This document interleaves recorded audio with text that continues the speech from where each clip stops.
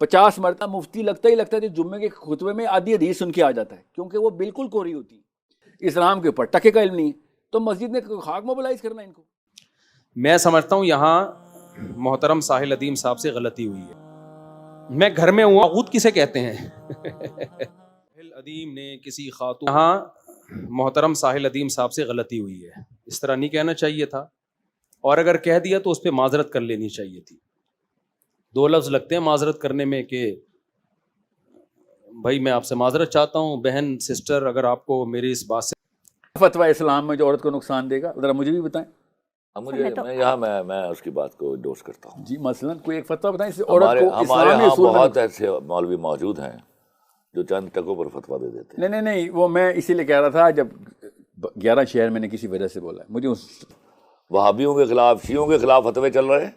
دیکھیں، کم علم ہونا ایک الگ چیز ہے، جاہل ہونا الگ بات ہے۔